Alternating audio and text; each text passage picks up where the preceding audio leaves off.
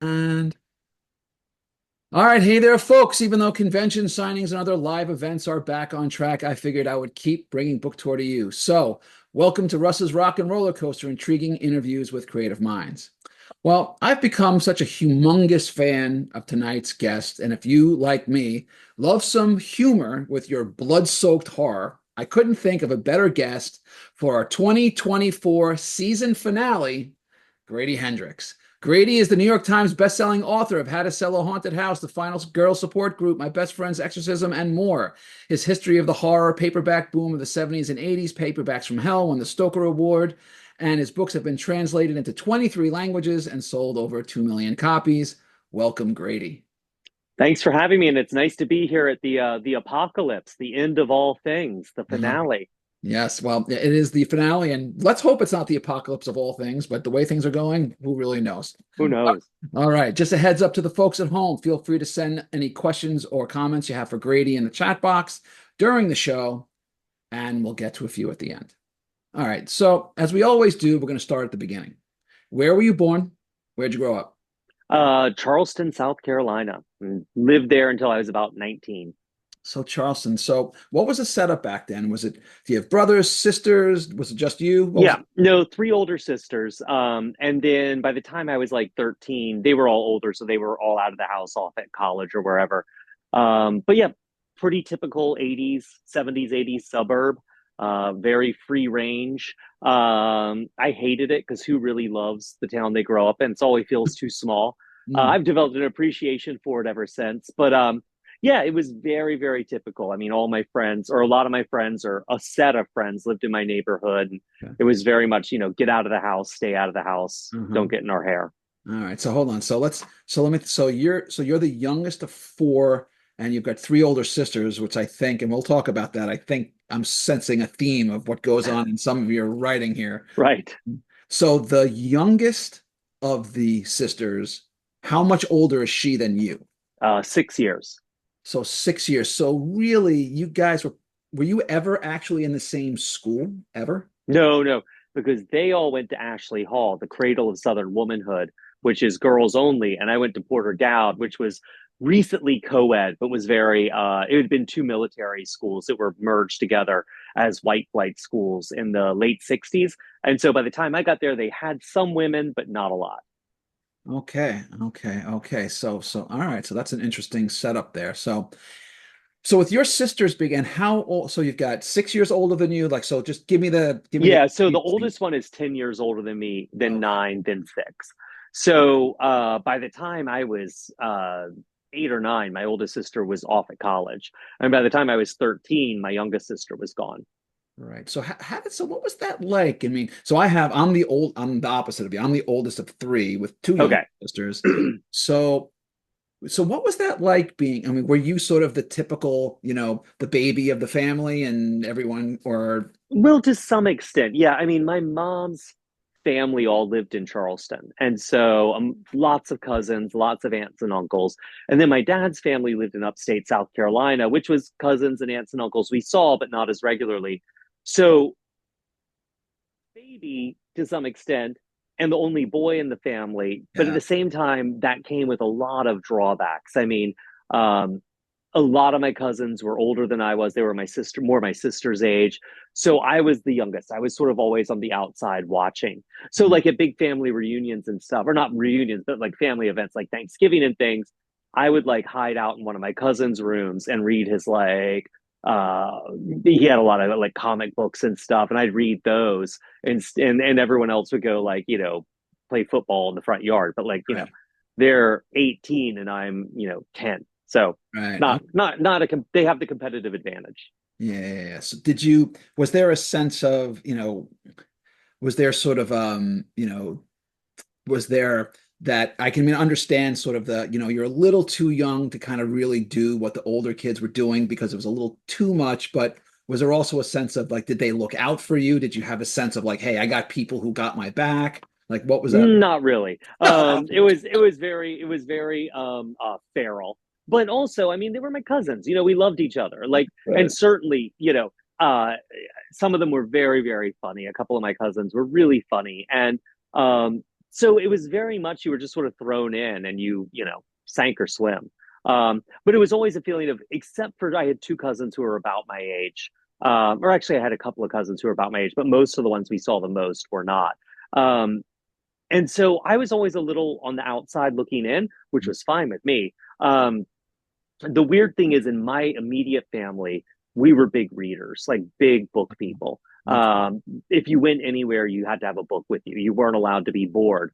So with my sisters, that was fine. Girls could be bookworms, but then a boy comes along who's like reading books all the time, and Right. that was regarded as a little sus, as they say, by my aunts and uncles. Yes. Yes. Right. You should have been out there doing manly things and Yeah, yeah, face down in the dirt while my 8 year old's older cousins like ran over me with their football. fair enough. Right. So, what did your parents do? Was your like for just for employment, or were they? Yeah, my dad was a doctor, and my mom had been a nurse, and then she stopped nursing when she got married. And then I think they got divorced after about 32 years. So I think I was probably 12 or 13 when they got divorced. Right. And at that point, my mom, she didn't have a college diploma. She'd gone to nursing school instead. She didn't have a credit rating or a credit history because she never had a bank account in her name. So she went back to school, re got her nursing degree, went back into nursing. She was 50, 51 at the time. And so from the time I was about 13 to the time I was 18, 19, moved out of the house to go to college, I really did just live with my mom, who was a single working mom to a large extent. So, what kind of a doctor was your dad? Cardiologist. So, Hmm. and he worked at a teaching hospital. So he did a lot of teaching and like catheterizations and things. He Okay. was not a surgeon, thank God. Okay. Okay. All right. Because surgeons are always, all hours and Well, also stress. surgeons are notoriously they're the fighter pilots of the medical world. You Right. know, they're the big cocky top guns, and they expect things a certain way. And then you've got anesthesiologists who are sort of like this cliche with them is they make a lot of money. Everything relies on them, Right. and they know it. And so yeah, so not a surgeon, not an anesthesiologist. I dodged a bullet. Okay. All right. Fair enough. So let me ask. So, what's your family's heritage? Curious. Oh God, I have no idea. We've Oh, been like, I know seriously, like I've got an aunt who's into that stuff, and it's like, I think like Scotland, Ireland kind of thing. But honestly, they've been in South Carolina, like farming dirt, like right. for a long time. Like my family really comes from on both sides, generations and generations and generations of farmers for the most part. Farmers and like very small time tradespeople. Okay. Um, so let me ask you. I mean, so I didn't grow up in that region. I have some friends who did. I have Where'd you grow up? Jersey or no, I grew up on in New York. I was in the okay. suburbs out on Long Island. Okay. I'm a transplanted. I was in New I lived in and around New York City most of my life, and then 10 years or so ago, I moved out here because I have twins. They're now 14, but when we moved here, they were three. But so I'm still a New Yorker at heart. But Yeah. so let me ask you. So of the folks that I know who lived in South Carolina or from there or around there, that and it's certainly in your a lot of what you write, that sort of kind of southern belle charm that's Mm. external, but once you kind of dig beneath the surface, there's kind of a whole different thing there. Was that your experience? Like what was culturally, like what was it like for you to grow up in South Carolina in the 70s and the 80s? Well, so there's two things there. One is, you know, it's interesting growing up in the South, and I've talked to other people from South Carolina and around out there um, about this. You kind of go off to college, like, and you know, often if it's your experience, if you go off to school up north or out west or something, and like, oh, what's it like to be from the South or whatever, and you're like, "Oh, that's like asking a fish what it's like to be wet, you know, like there's no point of reference. That's all you Right, know. right, And then you often parties like, you know, see you as the representation or a representative of a place that's you know, very religious and can be very violent and very weird, and like oftentimes the drunker they got, the more personally responsible for that you are. So it's a weird thing. To me, the big thing growing up, so I thought about it thin. But to me, the big thing growing up in the South was much more to do with it being 70s and 80s, middle class, suburban. And at least where I was growing up, there was a lot of emphasis put on appearance, Right. and a lot of emphasis put on being nice and getting along with people. And like we were a very churchy family and all that. And Right. my sisters and we have many photographs of ourselves in matchy matchy outfits doing little poses with things. Right. And so there was, and being from Charleston really added into that. There were things like cotillion and debutantes and all that Right. stuff Right. that we were sort of a part of in a very ancillary way. My mom was a little bit of a social climber, or she wanted to be. She just wasn't very good at it. And then when my parents got divorced, like that entire mythology that we were this perfect family was just busted. Like Yeah. divorce was getting more common in, like, I think this was like 83, 84, but it was like still not, yeah, exactly. It still wasn't like everyone was doing it. So you did still feel a little bit of a like, not, it's worth noticing. And for my sisters and I, it was great because that entire kind of like marketing campaign about what a perfect family this are and these are the perfect children and all that, like it was all done, it was broken. And Yeah. so it's interesting, my sisters and I were talking, and like we all kind of had this unspoken agreement after that to be very honest about things, even to the point where other people were uncomfortable with Right. it, because it was like, what's the point, man? Like, Right. um and you were also, and I think this is kids everywhere, because I think kids are way more observant than parents think they are. But Always. yeah, but also we were always very aware of other people's families, like our friends' families and things. Like if there was trouble in a friend's family, more often than not, we knew something was up. You know what I mean? Like Yeah. we had a rough idea of which families were living on credit cards and a second mortgage, and which families were like dad was never around, and which family's mom took a lot of naps in the afternoon. Like we sort of sensed that stuff. And so to me, that's 70s and 80s, less than the South, but I think the two Right. feed on each other. No, I think you're right. I mean, so just me personally. So Yeah. I attended three of my parents' weddings by the time I was 23. Oh, wow. Okay. So been there, done that. Definitely know what that's like. That, and I remember, and I don't know if you have the same experience with it. So I had a friend of mine whose parents got divorced. So my parents got divorced when I was 12 or 13, I can't remember. I had a friend who was the first one in my circle to get divorced, and he didn't really want to talk about it. And then it was my family, and then it seemed like it just sort of like a domino effect. Every time I turned around, that one got divorced, and then this one, and then this one, and the next thing you know, half of my school was the parents were divorced within like 18 months. It was bizarre. Yeah, that almost happened a little bit more once I got to college. Like it was weird. Once the kids were out of the house, is when in Charleston, where everyone started to get Right. divorced. But Yeah. the interesting thing is also, I really think that I look at the way my friends relate to their kids now, and there's a thing they say, which is like, I'm doing the best I can, or like, hey, I made a mistake or something. Man, I grew up at a time, and I think you might have too, parents never were wrong, they never made mistakes, and there was no admission Oh of a God. mistake. Well, Yeah. that was the big, it was two things. A, no admitting of mistakes, and no accepting of responsibility of whatever happened. That was like, that couldn't be. How dare you hold me accountable?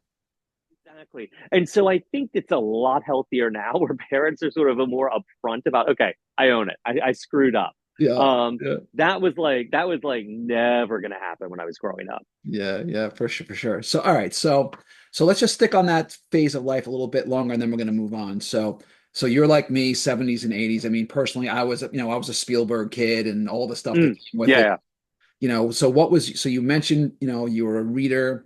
You got into some comic books. Like, what were you reading? What kept you busy during those years? Oh yeah. So I did not read horror. The paperback covers then, they creep me out too much. Same, Um, same. and so for me, it was all sci-fi. It was fantasy. It was Yes. military fiction. My dad is really obsessed, or was really obsessed, with World War II, and only read nonfiction books about World War II. So I read a ton about World War II. If it had a gun in it, I was reading it.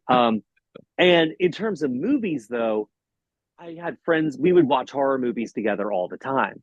Mhm. And so, like, on my birthday every year, we'd all take the TV and the VCR out to the garage and rent a stack of horror movies and basically watch a horror movie. Then, at 1 in the morning, go play like capture the flag or something out in the Yeah, neighborhood or chase, come back, watch another movie, go back out, go in, go out, go in, go out all night long. yeah. Um, and so for me, horror was always very social. It was something you did with your friends. It was fun. Um, and in terms of the other stuff, I mean, you're always trying to keep up with the trend. So when BMX was big, we were all trying to build ramps and do, Yeah. Oh, the BMX bikes, of course. oh yeah, that Building ramps. Yep. Oh yeah. yeah, Ramsey Ravenel, who got a diamond back before anyone. I And had I a had a I had a Diamondback.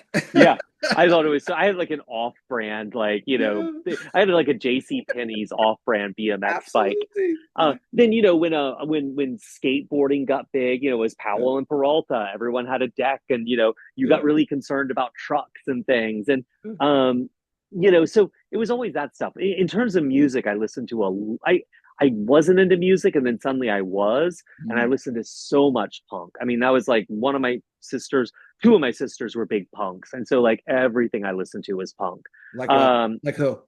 oh, so I love the Dead Kennedys. Sex Pistols were always a classic. Yeah. Clash took me a little time to get into, but I got into them. And then typical sort of Misfits, TSOL, Black Flag. Not Fugazi. It was a little early for Fugazi. Okay. And I was never huge on the West Coast stuff as much as the East Coast stuff. Um, but then I also got really big through the Pogues, which were very kind of like punk Irish music. Yep. I Yep. got very into Irish music. So then I started listening to like, Midnight the Oil. Water Boys and the Hot House Flowers and all that. And then like more traditional Irish stuff. And I had one of my punk sisters got very sort of like progressive, independent. So, I was listening to, what was she sending me? She was sending me like, Skinny Puppy and Meat Meat Manifesto and all this stuff. So, it was like very kind of eclectic, but very hardcore industrial punk. That's sort of where I live. And then Irish for some weird reason. Okay, cool. So just real quick, so when you said you were kind of a sci-fi nerd, was that watching it, reading it, or both? Well, both to some extent, but really reading it. I mean, I read the trashiest sci-fi stuff. If it had like I read a lot of Walter John Williams early cyberpunk stuff. Yeah. I loved military sci-fi. What is it? Damnation Game was a series. I read Starship Troopers over and over Yes. again. It's right on my shelf, right over there. Yeah. Well, those Heinlein juveniles, it's funny.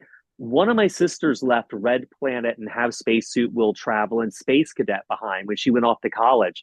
And so, like, I glommed right onto those. I liked Asimov, but I wasn't as big on Asimov. Mm. Um, and I also, I don't know if you ever read Tunnel in the Sky, the Heinlein about the school trip where the kids get abandoned. I didn't read that one. It's it's up there. I would say that and Starship Troopers were the two I revolved around the most because they were both, kids, and in one case they're in a war, and the other they're supposed to go do this like 3 day wilderness survival Yeah. exercise, and the portal home doesn't work, so they just live on this planet for the next 20 years trying to survive and Yeah. restart civilization. So that was a I loved post-apocalyptic stuff. If it was Okay. about the Soviets invading America and one brave young boy fighting back with a crossbow, I was there. Um, Wolverines. yeah, exactly, exactly. Although I will always say that I feel like Red Dawn belongs with like Rocky and Death Wish as Yeah. movies that you think you know what they are, and then you watch them and you're like, oh, this is not what the movie. Like Red Dawn's always. Whenever I rewatch it, I'm like, this is so depressing. It is such a like bleak, bleak movie. Oh yeah. Oh, it was. Oh, that was not a feel-good movie at all. No, Um, and I was really obsessed with Cold War stuff. Like Yeah. we had these out of date World Book encyclopedias from the 60s. And in the civil defense section, it was like 80 pages on like, what's going to happen when Russia nukes us? And, it was like how to build a fallout shelter, what you need for survival. And everything was like, these pictures of like carefully laid out cans of beans and then your fishing line and all that. And I was like, that kind of stuff really yanked my crank. I was Wow. convinced the world was going to end Yep. wanted to be ready, but I was Well, never actually, really yeah. got ready. I never got ready. I just wanted to read about it. But yeah, what were we gonna say? I actually had so Nicholas Meyer, who did The Day After. I had him on the show a few years ago No way. talking about that. Yeah, and it was great. He was saying how if you I mean, I haven't seen it since then, and I don't know if I have it in Yeah. me to go back, but the special effects were not great, but he said they did that on purpose because he didn't want it to make it seem like a slick, glossy, cool thing. He Ah, wanted like the cheapness and the ugliness of it to reveal like this is like no joke. I'm trying to wake people up to the fact that we're on the brink of this happening. Like, yeah. you need to Well, wake up. well, it's funny. I didn't get to watch. See, I wasn't allowed to see R-rated movies, and so Okay. when the day after came out, like we didn't have cable. We were like pure pilgrims. When the day after came out, I didn't see it. I got it all from everyone talking about it the next day. So in my head, it was way more horrific than it Yeah. actually was. Yeah, Um, for and the sure. two that really, for me, one was Special Bulletin. Did you ever see that? No, I don't know that one. So it was a War of the Worlds kind of thing. And it was Yeah. basically a television broadcast is going, it's a news broadcast, and it gets interrupted and a couple of times, and then finally they just go to it permanently. But terrorists have hijacked a boat in a harbor in the United States, and they have a nuclear device. And the whole standoff is we're going to detonate this. And at the end, they detonate it, it destroys the city, and the end of it is, footage of like piles of bodies and all this. Well, the city they shot Special Bulletin in, I think it was Dee Wallace was in it. I mean, it was a Mm. network movie. The city they shot it in was Charleston. Oh, wow. So it was all about Charleston. I mean, they named it Charleston, and Right. like people freaked out. But the other one is library. You could check out videotapes. So it was always kind of random what was in there. So Right. I saw Threads when I was about 16. Did you ever see Threads? No. That was the British version of the day after. So it's Oh, very downscale. It's very grimy. It's really, I mean, it ends with the main characters living in the rubble with hideous tumors. They're selling like sex for grilled rats on sticks. And at the very end, the last shot is one of them who's been pregnant finally gives birth, and the baby is this hideous eraserhead mutant. And it's like a smash zoom in uh, freeze frame on the mutant baby, the end. It's like the bleakest thing. But I loved that stuff. And that yeah. was all really that Cold War kind of nuclear paranoia fantasy was all the purest kind of science fiction there is. It was literally fiction about science. Yeah, no kidding. Wow. Okay. Trippy. So did you more recently, did you happen to watch The Americans then? Oh yeah, which Oh, I loved. I loved it. It got a little heavy for me towards the, and I put the last two seasons off because I'm like, I'm going to save those from when I've got the time. But it yeah. was starting to get really dark. I'm like, can't someone have a happy ending here? No. I Yeah, I know. just rewatched it recently and God, it hits you where you live. Absolutely. Yeah. All right. So let's shift over. So Okay. so we're a couple of writers here who like horror and science fiction and all sorts of crimey things. So talk to me. When did you first get serious about writing fiction? I really, honestly, it was really late. In 2009, I went to the Clarion Sci-Fi and Fantasy Writers Workshop at UC San Diego, and Mhm. that really changed everything. I was a freelance writer. I made my living doing cultural coverage, interviewing directors, writing about movie reviews, book reviews. I wrote for a lot of places, and always kind of like I always wanted to do fiction, but when you freelance like that, you kind of don't take it seriously because it's like, yeah, you and everyone else in this newsroom, pal. Um, and then in 2008, with the financial crisis, everyone sort of cut their freelance budgets and just you know beat their staff writers to work harder. And so hey, I got a limited skill set, and I applied to Clarion and got in, and showed up. It was like 24 other people, I think, 25 other people, and everyone was most of them were younger than me. Everyone was better read in genre than me, and they all took it more seriously than I did. And I sort of had this like the first night I was like, okay, I either need to take this seriously and kind of step up my game, or I'm the asshole here for six Right. weeks. Right. And so I it made me really step up my game, and it was huge for me. Wow. So you got into this and then so you have such a hardcore, I mean, a really hard, as we're learning now, a really hardcore science fiction background, Yeah, but you write horror.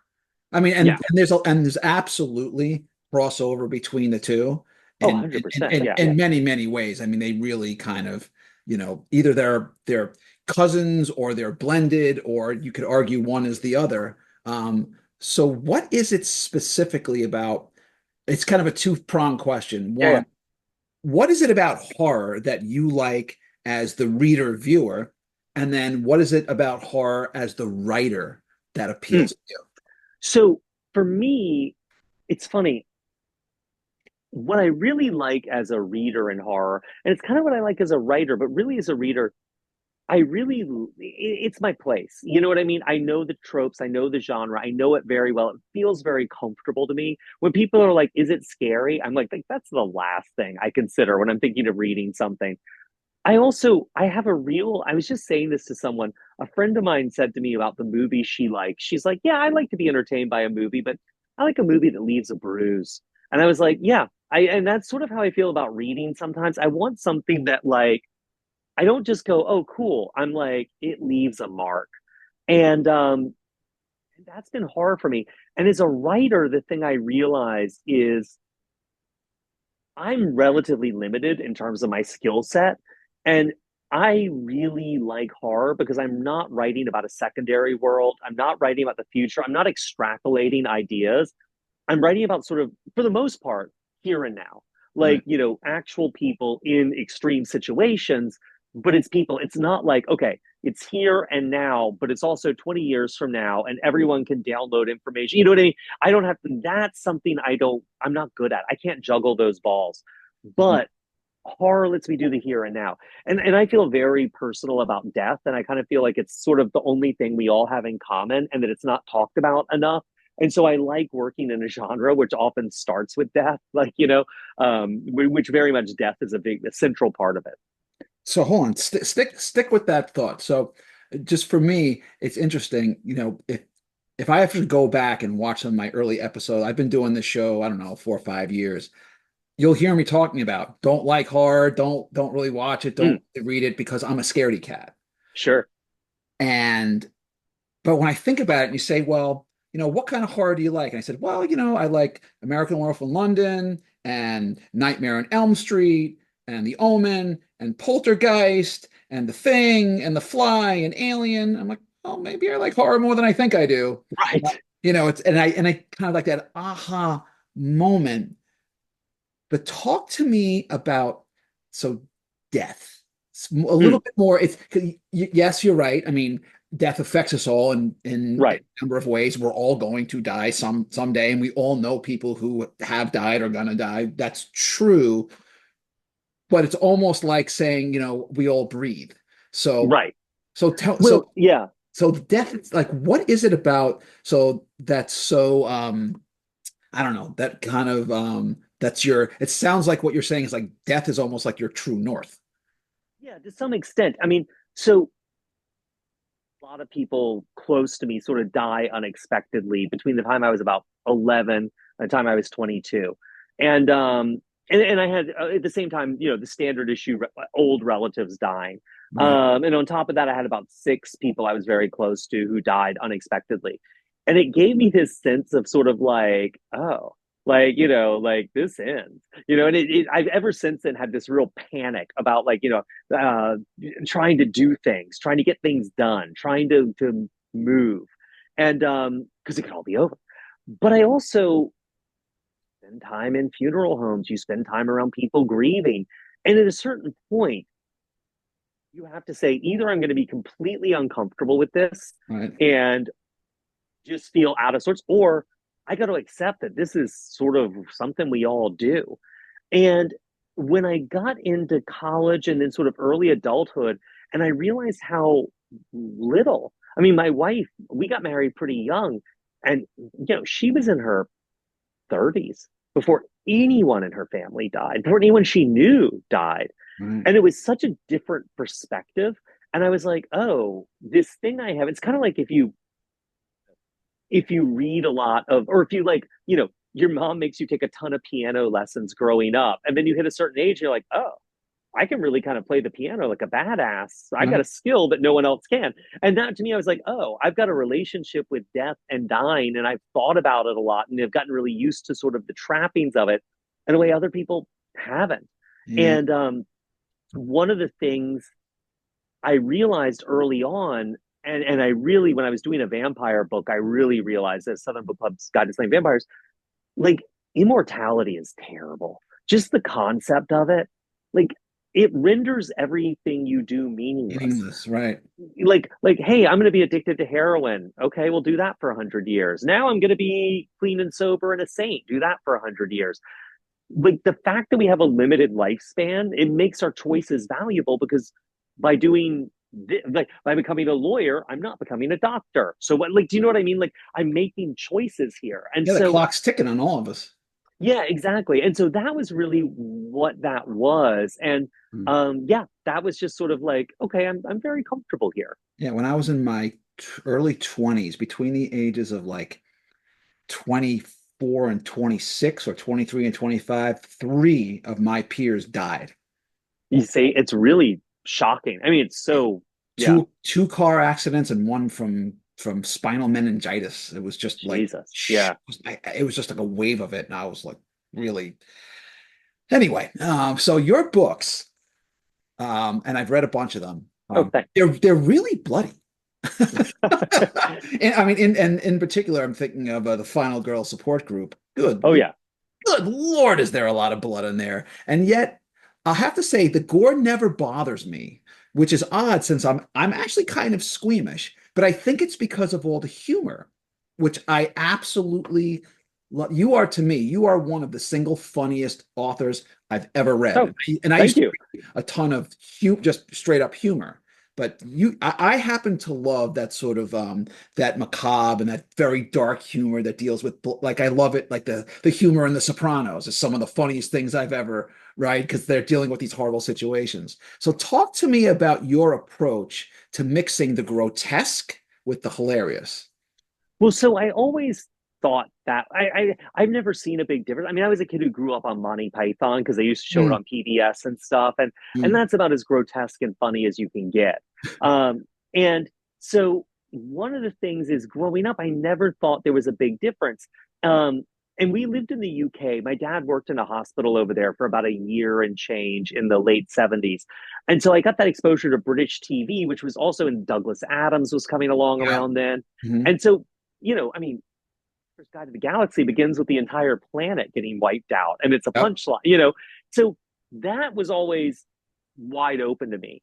I did a lot of theater, and a lot of theater is very physical and Yeah. very bawdy and over the top and grotesque and all this. Um, and as I got older and started writing, I realized that making something look like real life meant walking a line between and keeping it fun, keeping it genre, keeping it horror keeping it sci-fi. You walked a line between funny and horror. On a really you just sort of jump back and forth over that line a lot because I mean, in real life, we're not in a genre, right? It's like something really funny happens, and in the middle of it, you get a phone call that your dad has died, and Right. then you hang up the phone and you miss the table, and your phone breaks. Oh crap! Now I got to deal with this, and then you go to the Apple store to get your phone fixed, and you say, "Look, I got to get out of here. I'm going to my dad's funeral," and the person starts to cry and telling you about how their dog just died, like who's Right. helping you, I mean, like all that stuff just happens, and no one's like, "That's comedy, that's horror." It's all just right there. And so Real life is all the genres. exactly. And one of the things I realized with horror is, and it's the same with sci-fi, but horror is my sweet spot, is taking a trope that's been around for a while because that's just something that lives in someone's head. Yeah. I get to play with that. And then the reality principle to it until it gets ridiculous, but not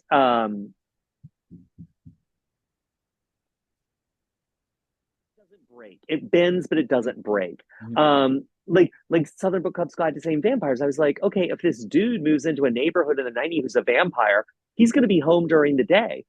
And I realized in the '90s in the neighborhood I grew up in, the only people home during the day were the women. The dads were all working. So they're going to notice them. He's going to be the first person they notice.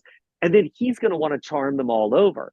And what was big in the 90s? Book clubs were starting to sweep the country. And so it was Right. just building it that way, Yeah. you know, was Right. like, so yeah. So you want to Okay. get it realistic. And the more realistic you make these genre tropes, the more ridiculous they can be. And then you always want to, you know, remind people that this has sharp edges and can cut you. Right. Absolutely. Just a quick interlude for folks who came in a little late. If you have any questions or comments for Grady, put them in the chat box and we'll get to a few at the end. All right. So, straight up, my best friend's Exorcism is one of my absolute favorite books that I've read in the last decade, and it Oh, easily hits my favorite books list of all time. I just thank you. I absolutely really love it. appreciate that. I tell everyone and their brother's uncle that that's the book to read. I absolutely just it floored. It's the first book of yours that I read, and I read this and I went, "Oh my God, this is my guy." That's how much I loved it. I really did. And I don't say this often about any book, but you got me. I'm Absolutely. flattered. Thanks. So I mentioned so Grady and I met at Camp Necon a couple years ago, and I spoke to you actually about this when we met. So I know some teens who have suffered and are still suffering severe mental health crises for a whole host of reasons. Um, a large part of it is the impact of the pandemic when Mm-hmm. it hit them at a bad age. And your depiction of those breakdowns in Exorcism, even though that took place in the 80s, Sure. were spot on. I mean, like detail for detail. I was reading this book and going, you've been spying on my life. Because this isn't Yeah. close. I mean, this is almost like every nuance was right on. So when you write horror and some of the more gruesome elements of it, so what's your approach to mining those very real emotional and the emotional stress and the social stress that teens are under, and how they either they do battle or they try to battle back against some pretty horrible situations, emotions, and people, and battling their own demons. Like the way that Yeah. you're able to mine it with so much authenticity. Like, what's your approach to that? Because it's to get inside, you gotta crawl inside it. Yeah. Well, it was funny with that, with Best Friend's Exorcism. So I wrote that book. And I wrote a treatment. I went through treatments with my editor, really detailed treatments because he really liked the title. And so he bought it based on the title and sort of a brief description, which was very vague. And then he was like, okay. And finally, there was like a version of it. He's like, okay, we do this one. And so I wrote the book and my wife to read. I mean, it was a full on book, and I was very proud of it. And she was like, "This is pretty garbagey, dude." She's like, "This is just things you've seen in John Hughes movies and that you've read and sort of put it together." She's like, "This doesn't feel real. Like you're better than this." And I was like, "Oh Jesus, Wow. I hate you." But so it really made me sit down and I spent about 2 weeks and I was just reading letters I had kept from high school. I was looking at pictures, yearbooks, yearbook inscriptions. My wife had a very terrible diary she kept in high school. It was mostly like what classes she had that day. I had kept some journals, but journals in high school are so useless. They're Oh, like, I know, this totally. is what I feel. And it's like 3 pages of just vague, Yeah. abstract bullshit Oh, and then like totally. one useful real sentence, and then the rest is garbage. Yep. But I was really reading the letters were big for me because letters from friends, and most of my friends who wrote letters were girls, and reading those letters and like I even rewrote some of them just be like, okay, what's it feel like to write these sentences? And it took me like 2 weeks before I had an actual memory, oh, of high school, and the thing I and so I sort of from there I sort of built out and I started making it really real. I was like, okay, this will be my high school. These will be people I knew. And Yeah. the thing that was really I had to keep in mind is I was so scared in high school all the time. I was scared that I was going to fail. I was scared that the next test I was going to take was going to ruin the rest of my life because that's what Right. teachers would tell you. And and so like I kept adding plot to it. Oh, this needs to be more this, more that, and I had to keep telling myself, no, like it was bad enough in high school, Mm, just being alive. So yeah, what did that feel like where every day felt like this life or death struggle? And right. then I'm going to add a demon from hell on top of that. I'm Yeah, not going to right. add a demon for hell plus this, just a demon from hell. And that really, and it was funny. My editor and my wife had both been like, look, I don't think this is your book. And I came back with a draft that was 2/3 done. And Right. they were both like, oh, this is Okay. something. Yeah. Yeah, you figured it. You cracked the code. Yeah, and it really was taking it seriously and Yeah. just doing this heavy. I mean, it's the same thing actors do, right? You do that sense memory. So I was just having those, giving myself the time to have those memories instead of coming up with cool stuff.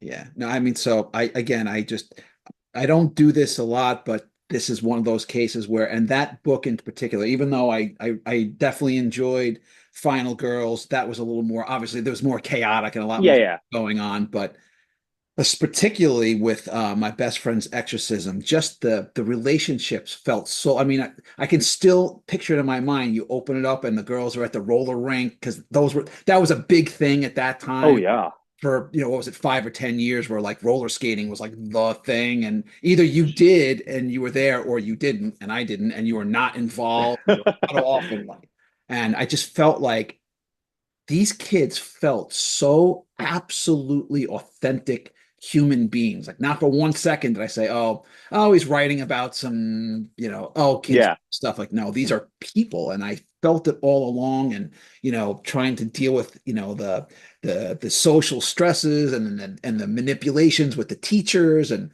those weird, like those real kind of like power struggles that are going oh on. yeah, Everyone's kind of in their own way, everyone's dealing with their own little mini nightmares, and you get caught up in them, and you walk well into it, yeah, you don't even know what's happening, and you just felt like that sense of like feeling trapped, going along with, like you're saying, every day is, what do people think, what do they do, and yeah, what if I breathe and someone notices, and what will that be yeah. like, and right.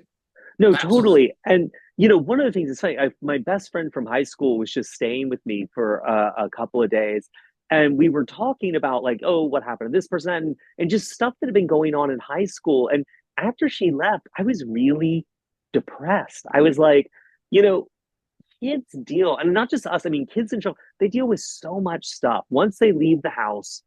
They're out in the world and they deal with so much stuff they have to navigate, and I don't think they get taken seriously or treated seriously for what they have to navigate. And I know that, like, definitely in my high school, and definitely I know some of my friends kids, or I'm assuming you have your friends going through heavy shit and you are the support network, and Yes. you are not a trained professional, and you're all No. just trying to figure it out as best you can. Absolutely. So, quick question. So, Yeah, did you have any input into the movie version? none. They They so wrote you a check and told you to go away? Yeah, they basically, I read an early version of the script and gave notes, and they're like, no more notes. And then 3 years later, they're like, finish the movie, and I was like, cool. And they by then the script had changed dramatically, and Of course, as it does. yeah, so I'm much more involved now with my stuff. That was the time when I was like, I'm writing the books, the movies are different, and now I'm like, there's a useful purpose, a function I can perform here as a producer and as a writer on the movies. Yeah. So I'm a lot more involved now. All right, cool. All right, that was great. But now it's the time, a special segment on the show where we spin the wheel. On the wheel are seven categories I created for this show. Wherever it lands is what you get, and the categories are: dinner is served, the reanimator, soundtrack of your life, apocalypse, stranger in a strange land, I am Rocket Man, and cabin fever. All right, here we Okay, go. We're gonna spin it up and see where it lands. All right, for you, what do we got? And you got cabin fever. First time ever on this show. All right, okay. what did I even do? Good question. All right. You are on a little retreat in your favorite cabin in the woods. But boy, oh boy, you're starting to go a little stir crazy and are dying for some company. Lo and behold, even though you're supposed to be away from people in a secluded spot, a stranger knocks on the door with an odd request. Do you answer? God, yeah, of course. Hell yes. Oh my Yeah, God. I mean, hiding in the house is not an option when you're out in the woods like that. They're not going away. No, they're not. Absolutely. All right. As your boy Tremblay would tell you. Exactly. Yes, yes, yes. All right, that was great. All right, so now we're going to pick your poison. I got three choices for you, A, B, or C. I'm not going to tell you what's behind each one, but just pick away. B? B. All right. All right. So advice column. All right. So for those budding authors out there who are focusing on horror, what's some advice you can offer so that they don't just focus on blood and gore as a way to bring out the horror? Okay, I'm very bad at advice, but I'm going to tell a story that might be advicey. Uh, Um, so I was working with a director who I know very well, who I have a lot of respect for. I really like his films, and we do horror very often. He wanted to do a horror movie, and he had a script he'd been developing, and I read it, and I was like, and there was some interesting stuff in it, but part of it, a small part of it, took place in, and I don't want to give away who it was, but in a community he knew, in a senior citizen center, in this community I know he knows very well. And I was like, dude, I was like, there's such a great story there. Like you know those people. Those people are your relatives. Like that senior citizens center, like that's what you need to do. All this other stuff is fun and it's goofy and everything, but like it's not adding up to a lot. But I was like, the best character you have is this old dude, and he's really sad but kind of funny and kind of irritating. And I think you should double down on it and do it there. And he was like, uh-huh, okay. And we didn't wind up working together. And what I realized was he didn't see horror as something he should take seriously. For him, horror was fun. It was blood and guts and set pieces and monsters and all this stuff. And right. horror can totally be that stuff. But he didn't see horror as a place where you could express genuine human emotions, a place where like you could talk about how your grandfather is aging and feels alienated and you don't know how to communicate with it. He just didn't see that. For him, he could do that in a comedy, he could do that in a drama, he could do that in a romance, but in a horror movie, that just wasn't that to him. And so I realized that if you don't take horror seriously, if you don't see that it can do everything, you're not seeing the potential and you're missing it. You're missing the potential you have in the stuff you're working on. It's like my best friend's Exorcism. I was packing in all these in early just all these monsters and set pieces and gross out gags. I mean, gags I've recycled in several other books because I never used them in Best Friend's Exorcism. Set pieces I've used in other books and movies.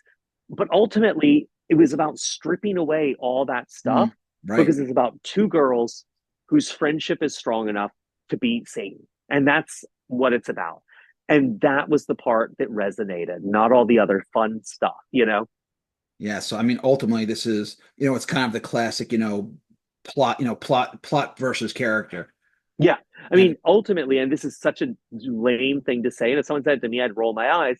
But as you get older and you write more, and I don't know if this happened to you, you start to realize that these cliches you hear early on that you dismiss are actually pretty meaningful. yeah. Someone said early on to me, the plot, like the character is the plot. And I was like, whatever. And now I'm like, oh yeah, the character is the plot. You mean if people don't care about the characters, they're not going to pay attention to what I've written? Like, Yeah, exactly. oh, I mean, there's something. right what you know is another one because I was always like, well, yeah, but I don't know what a werewolf is. I've never met one. I want to write about a werewolf. And what I realized is it was about like write about like use your life and those feelings and all that stuff as the fodder, cannibalize yourself. Yes, absolutely. All right, that was great. So now I'm going to give you some truth serum. I got 10 questions for you. Ready? Okay. All right, favorite flavor ice cream? Oh, peanut butter, the Reese's peanut butter cup one that Ben and Jerry's used to do. Oh, okay. What's one food you will never eat ever for any reason? Oh, Jello. Oh, Jello. Okay. Bucket list destination anywhere in the world. Antarctica. Ooh, that's on my list too. Scariest movie you ever saw? I don't know if it's the scariest, the most intense Martyrs, the French version. Okay. If you could have one superpower, what would it be? Mm. So when I was a kid, I really wanted flashy superpowers. Now I want the ability to speak and understand any language. Yes, that is so mine. Yes, thank you. All right. I Do was you? big on the X-Men as a kid. I was like, I want to be Wolverine. I want to be Colossus. Now I'm like, I want to be Cypher. That's Yeah. it. Totally, 100%. Do you play any musical instruments? And if not, which one if you could? Oh man, I played violin and sax when I was growing up, and I wish I'd stuck with violin more. Okay, fair enough. All right, cats or dogs? Dogs. Favorite cocktail? And if you don't drink, what's your favorite unwind beverage? Oh no, a cocktail. Really dry beefeater martini with a twist. Okay. You can see a live performance, sports, music, theater, whatever, any seat, any venue, any time in history. Hmm. What's your choice? It would be I think it was 1967, but I'm not 100% sure of the year. Oh, shit. Yes, it would be the Peter Brook production of A Midsummer Night's Dream with the Royal Shakespeare Company. But it might also be Peter Brook's production around the same time, a couple of years later, of Marat Sade, one or the other, but I think Midsummer Night's Dream. Okay, I did get a chance, actually. I went to school in England for a while. I did get the chance to see Twelfth Night at the Shakespeare Company. Oh, nice. Okay. Yeah. And it's like, and of course, because it's like one of my least favorite Shakespeare plays, but it's all I could get to see when I was there. Yeah, fair enough. All That's right. always the way, though. Always the way. All right. So I'm going to take some questions for the audience. I got one here. Question. I love your books and the stories you create. Listening to you is also a lot of fun. Do you have any plans to do more podcasts like Super Scary Haunted Homeschool or interview chat type content?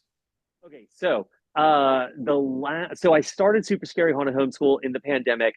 It's eaten up so much time and effort. I now like I think so the first season was vampires. I think it's 10 episodes, taking me like 4 years to get together.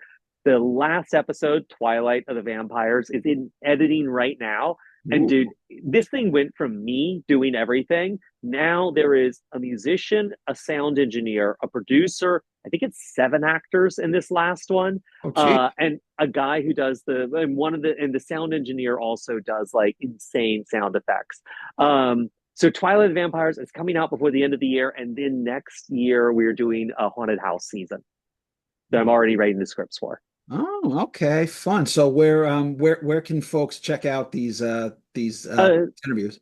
Super Scary Haunted Homeschool is on Spotify. It's on like all the major things. If you Okay. go to my website, you can also find a link to it everywhere. So yeah. All right, cool, cool, cool, cool, cool. All right, guys. Let's see. Any more questions? Nope. Okay, so that's it for the questions.